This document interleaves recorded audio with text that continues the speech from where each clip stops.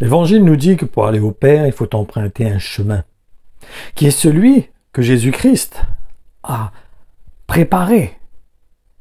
Il a préparé ce chemin. Il a fait les traces pour que nous-mêmes, nous puissions suivre ces traces.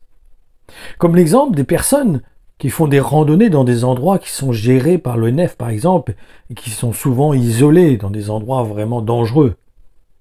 Et s'ils ne veulent pas se perdre, si ces randonneurs ne veulent pas se perdre, ils auront besoin de suivre les balises qui ont été mises en place par l'ONF.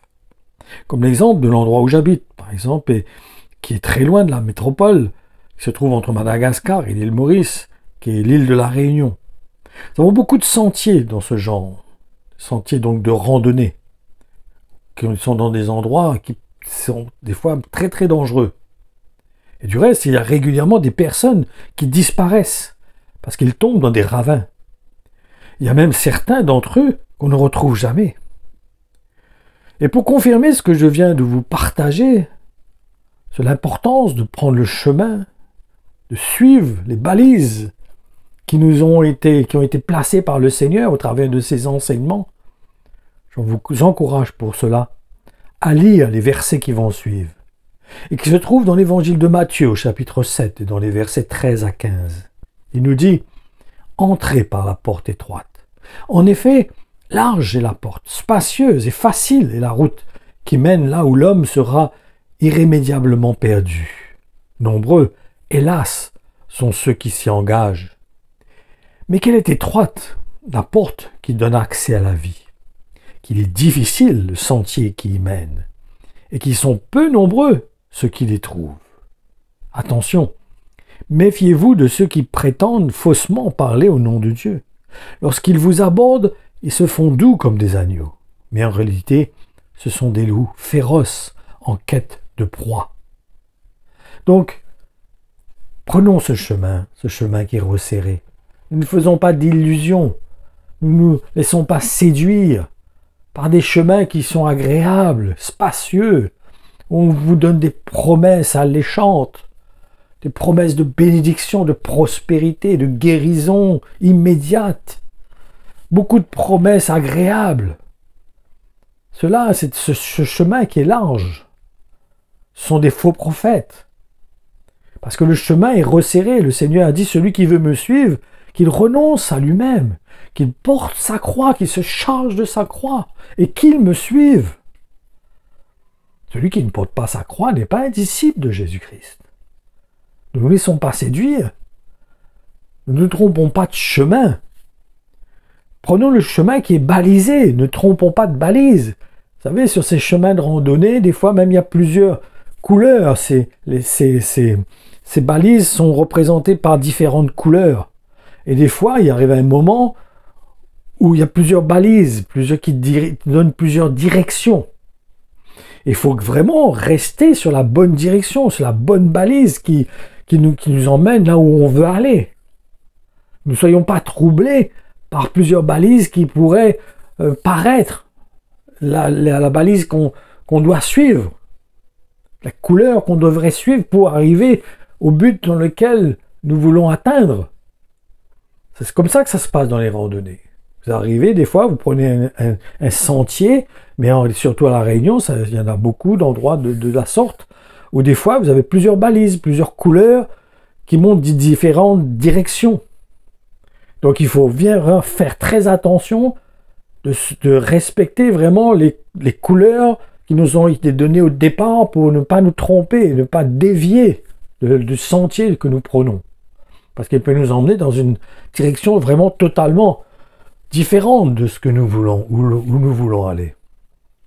Et encore pire, ne sortons pas de ce sentier balisé.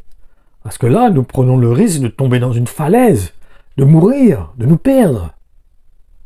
Vraiment, faisons attention que ce chemin que Jésus-Christ a tracé devant nous, il a mis des balises. Et les balises, ce sont ses enseignements. Ce qu'il a partagé, ce qu'il a exprimé, le cœur qu'il a exprimé, pour que nous puissions rester dans ce chemin. Il y a la porte, qui est Jésus-Christ, qu'on franchit. Après, il y a un chemin à prendre.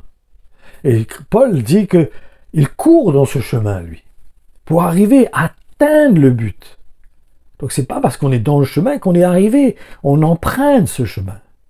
On prend ce chemin, on suit le chemin, on suit les balises qui nous ont été données, les modèles qui nous ont été donnés, les images, l'exemple qui nous a été donné au travers de Jésus-Christ, au travers des enseignements des apôtres. Et on reste sur ce chemin, on ne se dévie pas. Parce qu'autrement, on n'arrivera pas au but. On ne passera pas la ligne d'arrivée. Donc faisons attention, restons sur le chemin. Restons sur ce chemin qui est étroit et resserré. Ne cherchons pas des chemins qui nous avantagent, qui soient meilleurs pour nous, qui nous semblent meilleurs. Autrement, ça va nous emmener dans une autre direction. Ça ne sera plus le chemin du Seigneur, ce sera un autre chemin qu'on aura pris. Bon, il y a plusieurs chemins. Mais pour aller au salut, pour aller au Père, il n'y a qu'un seul chemin. C'est pas comme la parole le monde qui dit « tous les chemins mènent à Rome ». Non, il n'y a qu'un seul chemin qui mène au Père. Et c'est des enseignements qui ont été transmis par Jésus-Christ, qui nous emmènent au Père.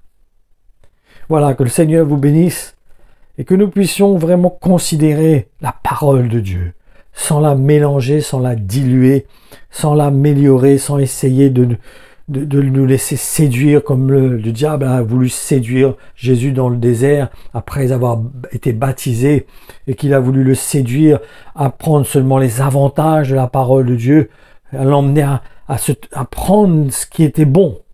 Mais là, Jésus ne s'est pas laissé détourner. Il ne s'est pas laissé séduire.